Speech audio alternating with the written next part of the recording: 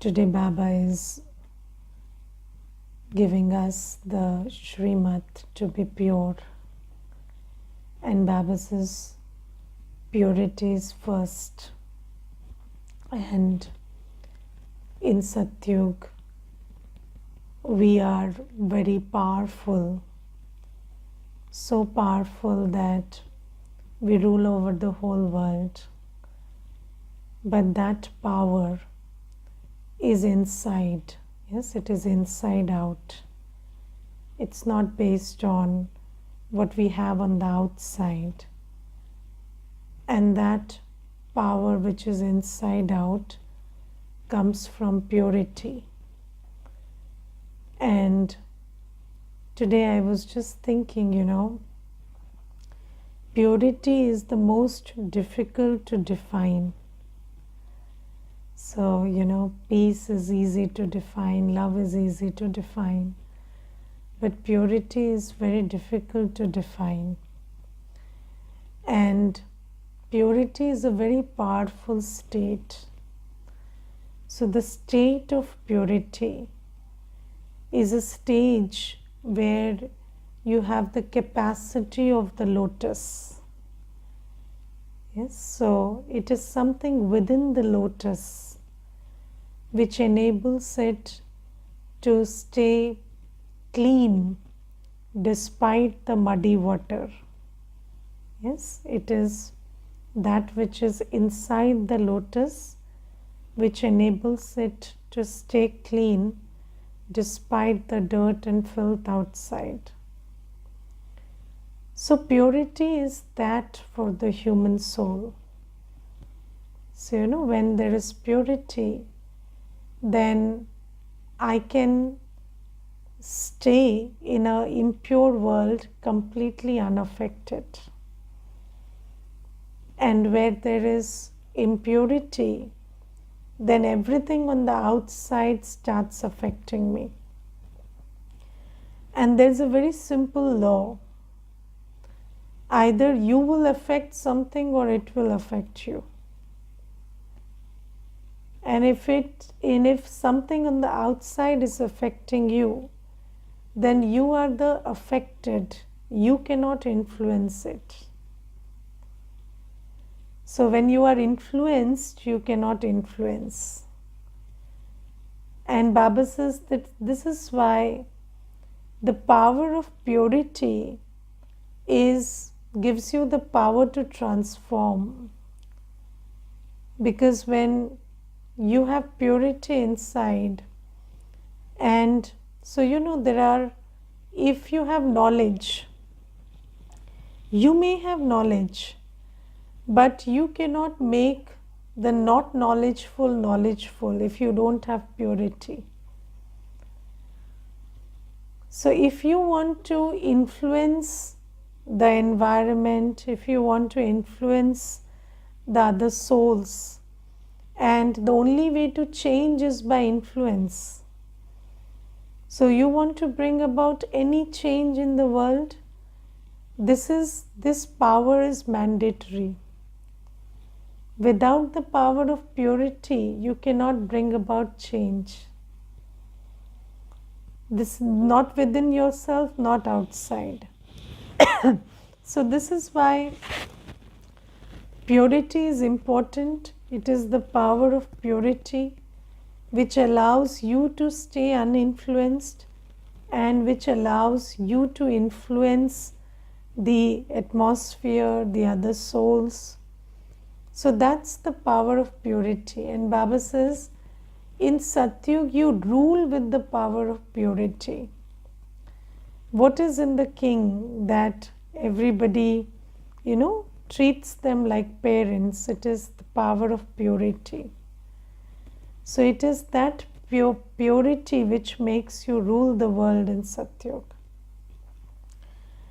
But how do you arrive at that purity? Because you see that these days, at this point of time, every soul is very, very impure.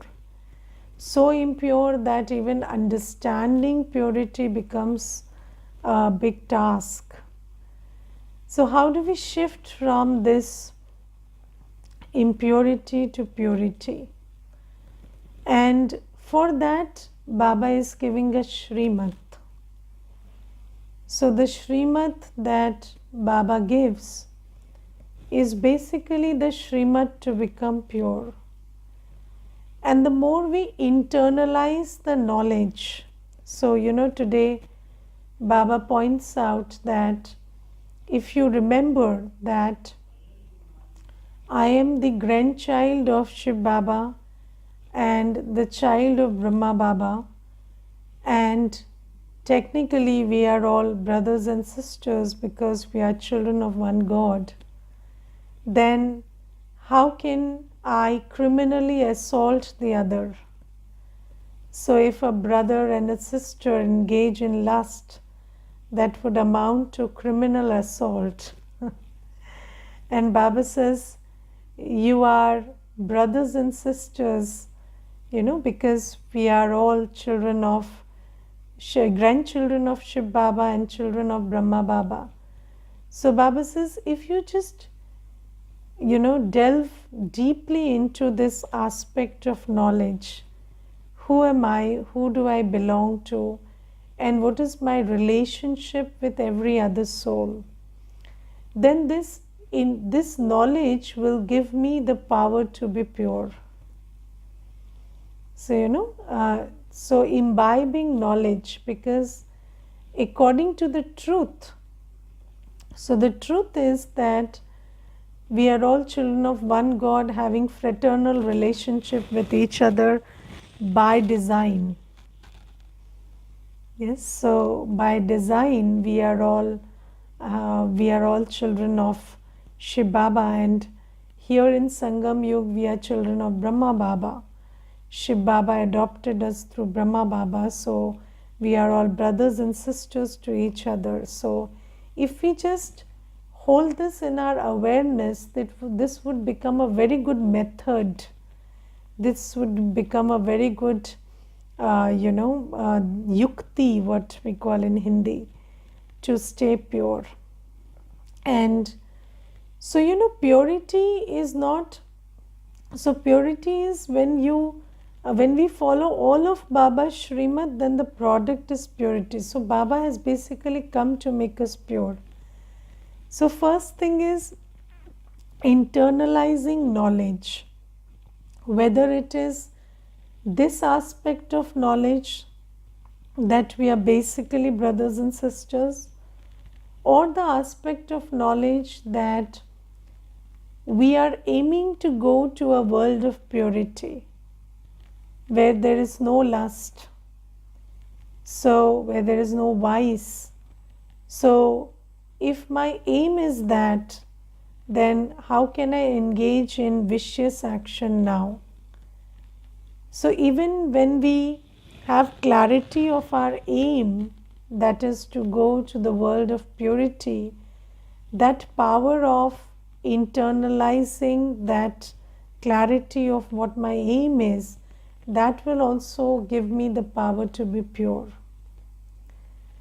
Then another aspect of knowledge is, I am by design a pure soul, and for 2 ages, the golden age and silver age, I remain viceless.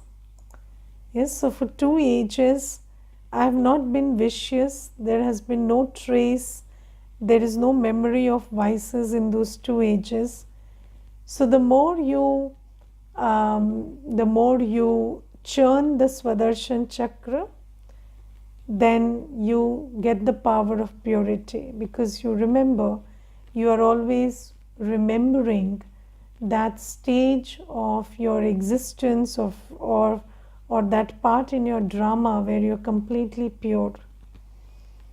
And then Baba says, when you think about yourself as a soul and as the child of the ocean of purity, that also gives you the power of purity. So remembering Baba, so remembering the new world, remembering the sweet home, remembering Baba. So yoga, so knowledge is one aspect, knowledge is one internalizing knowledge, churning on knowledge, imbibing knowledge is one method to gain the power of purity.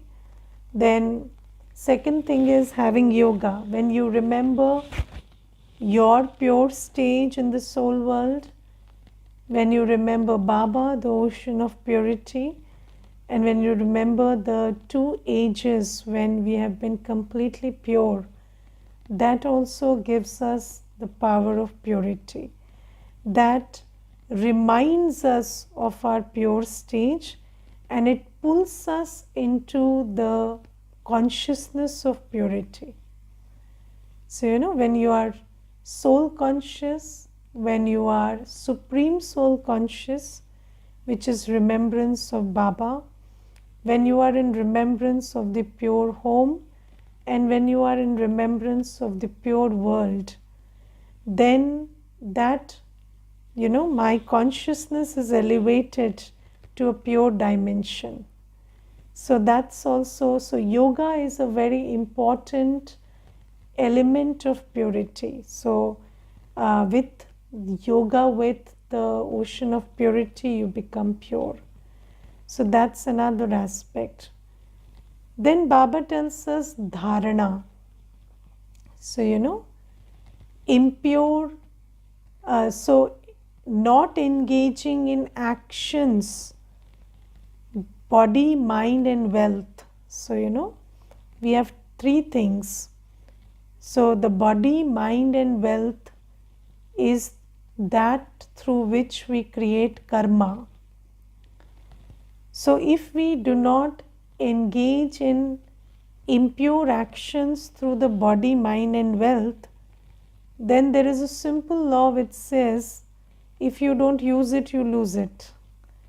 So if you are not allowing your impure sanskars to manifest themselves through body, mind and wealth by following Baba's directions, then that is also a very good method to become pure. Because if we keep engaging in impure actions of the body, mind and wealth, then obviously purity cannot be achieved, because our sanskars of impurity are getting reinforced all the more. Yes. So what is purity? Pure action through body, mind and wealth. So Baba says, through the body, do not engage in sensual pleasure. So this last sensual pleasure that one engages in through the body, if that is done, then the sanskar of impurity gets reinforced. So although every soul has sanskars of impurity, because 63 births of continuously engaging in actions based on lust, anger, ego, attachment, greed, and mainly lust and anger. So lust and anger is a very deep sanskar, but Baba says just refrain from engaging in actions of the body based on thoughts of lust and anger. And Baba tells us in the Murli that even if there are storms, even if there is a storm of lust or anger, even if it's driving you crazy, just don't engage in action.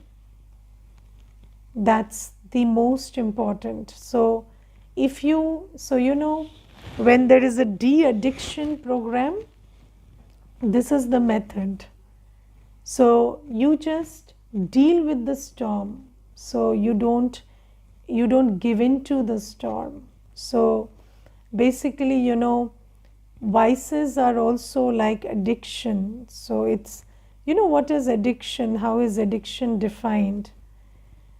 When you continuously engage in an act which is harmful for you, but you don't leave it. So you know that it's harming you, it's not good for you, but you're not able to stop giving into it. That's called addiction. And lust and anger is the deepest form of addiction, because yeah, obviously when Baba tells us, we understand, but then why are we not able to give into it? Because there are withdrawals. So your ego starts hurting, and then you feel so many emotions and feelings, and it is driving you crazy and all of that stuff. So Baba says, just don't give in to it. And that's the only way you can de-addict yourself. So first thing is absolute abstinence from sensual engagement in sensual pleasures. That is first thing. Then Baba says, sensual pleasure doesn't mean just the act of lust, but even food, our food has to be sattvic and pure. So do not engage in this, even the other senses, whether it is the sense of the eye or the tongue or the ear. So we should be okay with pure food cooked in Baba's remembrance. If the tongue needs more than that, or all the time your eyes are looking at watching something interesting, ears are just pulling you to hear something interesting, all of that is again lust. So just be very wary of that. So our senses should not be our source of pleasure. So what should be our source of happiness? Baba, self-realization, not sensual pleasure. That is the first dharana we need to have. That is why celibacy, pure food, and not engaging in waste, watching, hearing, all that is a very important dharana for the one who is aiming to be pure. Then there is this is the purity of the body, and then there is the purity of mind. So in the mind also, Baba says, when there are thoughts of when then there are thoughts of based on body consciousness, you're thinking about other people's bodies, your own body, thinking about people's actions, events, you are thinking about somebody or something which is making you have thoughts of anger or lust or jealousy or criticism or any of that kind, just check and change. So when there are thoughts like that, you cannot resist them, but check and change. And the more you become aware that you have a lot of these negative thoughts and waste thoughts going on, increase your yoga power. So just try to increase your yoga power. Just try to practice more soul consciousness and remembrance of Baba. Don't think about the old world.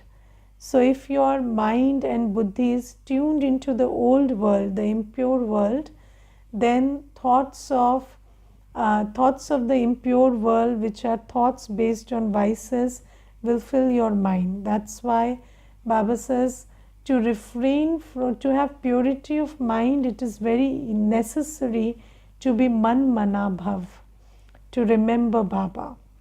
So until you give your mind to Baba, the mind cannot be pure. And even when we talked about the body, Baba is continuously telling us to be a trustee. What is a trustee?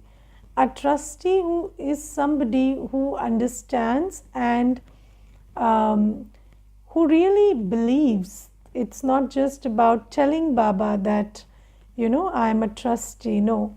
When you have this deep dharana that I am a soul and this body, this mind, this wealth belongs to Baba, then you have this respect for the body, this respect for the mind, that you don't abuse it.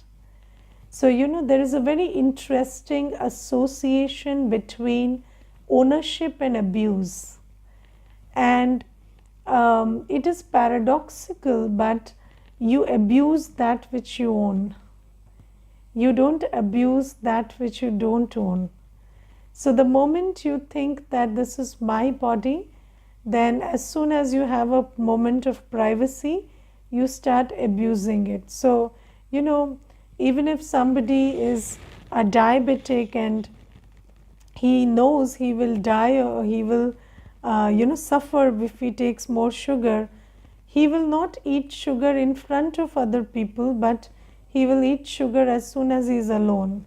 So, you don't mind dying when you're alone. So, you just give in to your sensual desires and other stuff. So, Baba says you have to have this deep dharana that this body is not mine. This body belongs to Baba, and Baba, the ocean of purity, has taken my body. I've surrendered my body to Baba, and this body is now committed to the task of purifying the world, to the seva of purifying the world. So I do not have a right to engage in impure actions through this body. So you have to have this deep dharana that this body is surrendered, this mind is surrendered. And if you don't have this dharana, then even if you think that I want to be pure and I don't want to engage in actions which are impure, but if you have not made yourself a trustee, and if there is not this deep surrender, then this beautiful law that whatever you call your own will ultimately be abused will start working, and then you will end up engaging in vicious action. This is why it has to be very deep inside, deeply seated, that this body is not mine, it belongs to Baba, and this body is surrendered to the task of purification of the world. So no impure act can happen through this body. And I am just a trustee taking care of this body, which is an instrument for creating a pure world. So just think about this. So when you sit in meditation, along with creating an attitude towards yourself and remembering Baba, create an attitude towards the body, the mind, the wealth, the other relationships that are around you, that you are a trustee of them. So just in meditation, spend some moments also practicing that swaman, that I am a trustee and I am not the owner. So this swaman will help you to rise above this tendency or this pull to abuse that which you own. So this is one thing. And then surrender the mind, be man manabhav. This mind is here to do mansa seva. This mind belongs to Baba, and Baba is radiating his light and might through my mind always. Do you look at your mind like that? What is your mind? Your mind is a conduit for the energy of the Supreme Soul to reach the souls of the world. Do you even understand the importance of your mind? So this mind, that is man manabhav, this mind which is connected to the mind of God, is the conduit which is making this world, vibrate with peace and purity and love. So I cannot make the impurity of the world interfere with my mind. So that's how you keep your mind pure. So even if there is a thought, just check and change it by knowing that that's not what your mind is for. And then there is the purity of money, so wealth. So when you use your wealth for when you use your wealth motivated by lust, anger, ego, attachment, greed, and your wealth goes to impure souls, then that wealth is creating karma, because that wealth is being used to create greater Kali Yuga.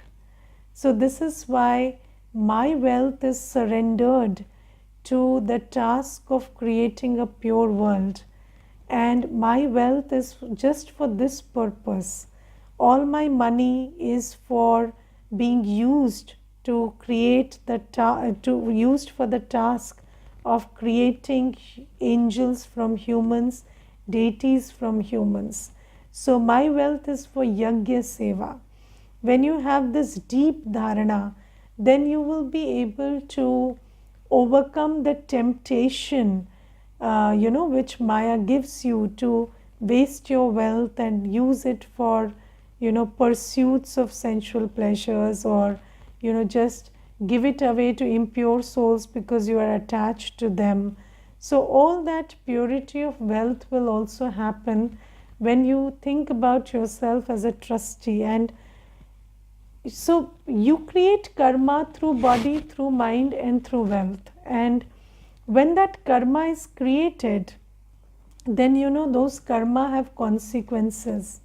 So it's not like if you use your wealth to create greater Kali Yuga, then you will not suffer because of it. And I will tell you one very simple example which just happened a few days ago.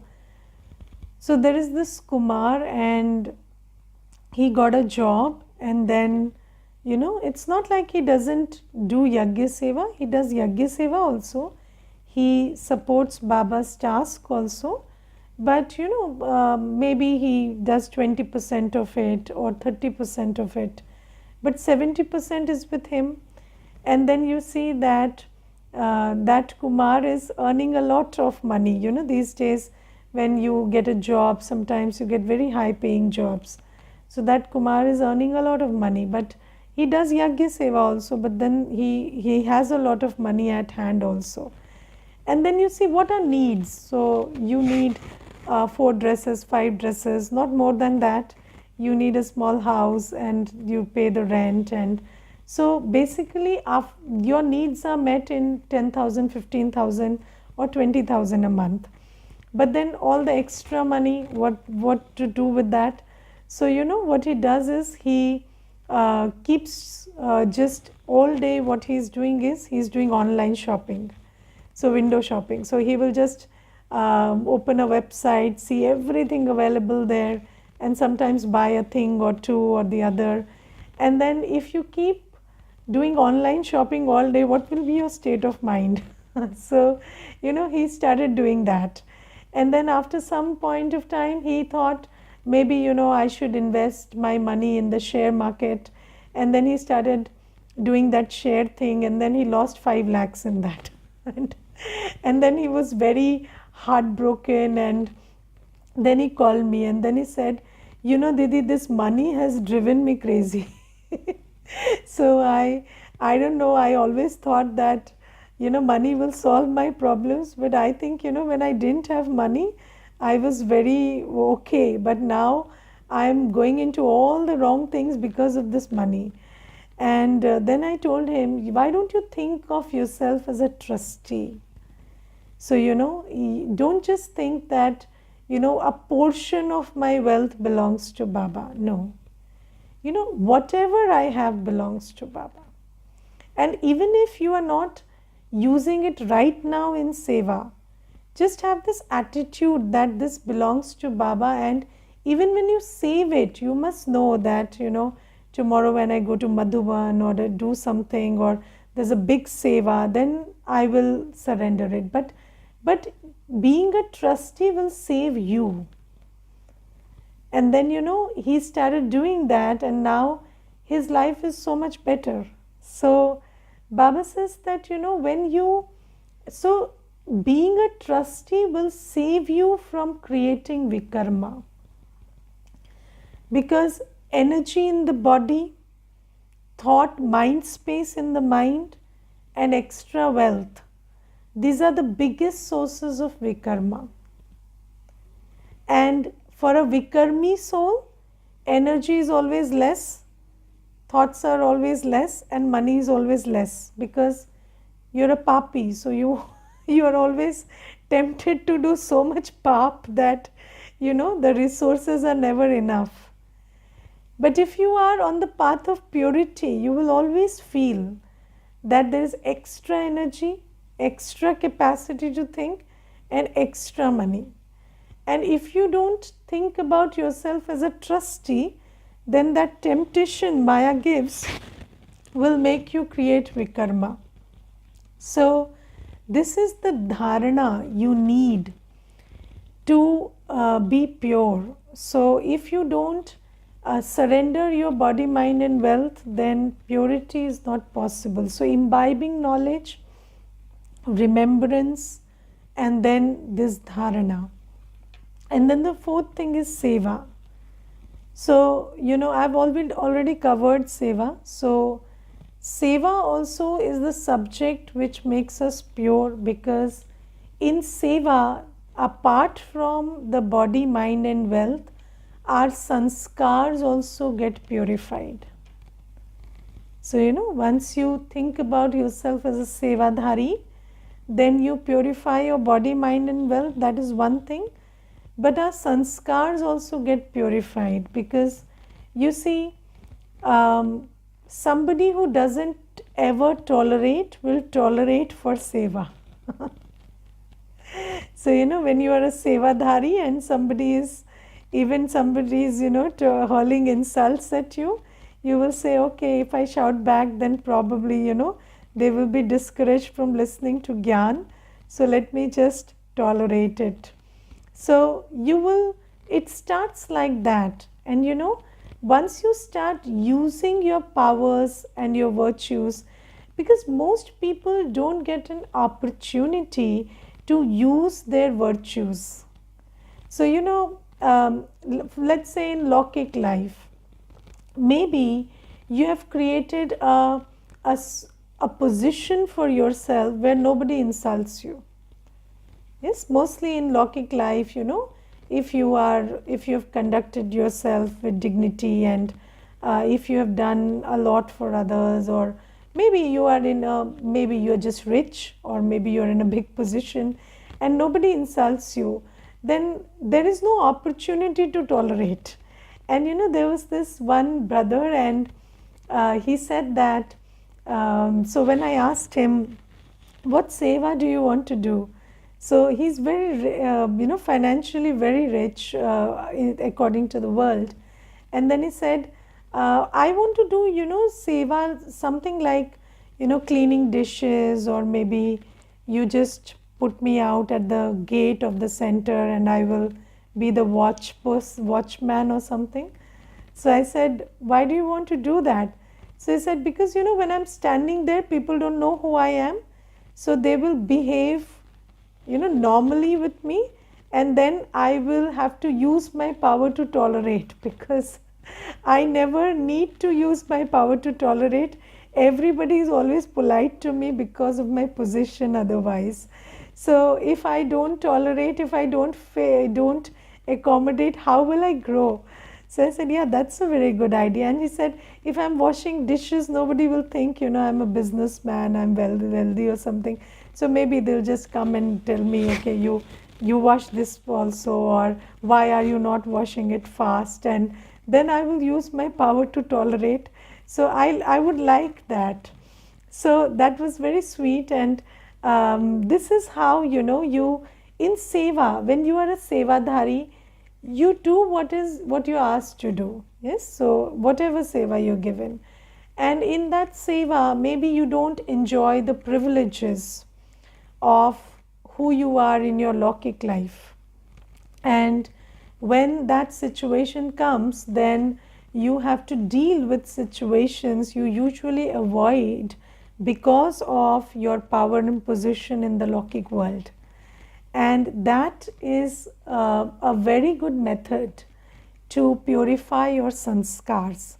So in seva, not just our body, mind and wealth which is used for seva gets purified, but even our sanskars get purified, because we have to use our virtues and our powers and everything.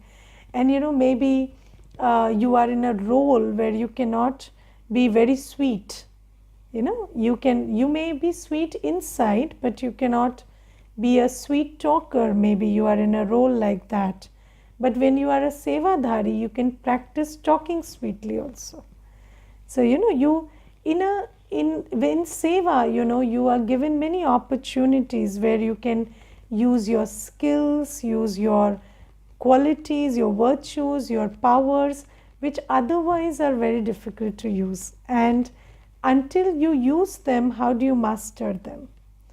So this is the method to be pure. And this is why Gyan Yog Dharana Seva is very important. And when the more you get purified, you automatically feel that you are not influenced by behaviors and events and the old world in general around you. And then even if you are in an atmosphere or around souls who are full of vices, you don't get attracted or pulled into their vicious nature, nor do you get annoyed and frustrated by their behaviors. And that is something which happens when you practice these knowledge, yoga, dharana and seva.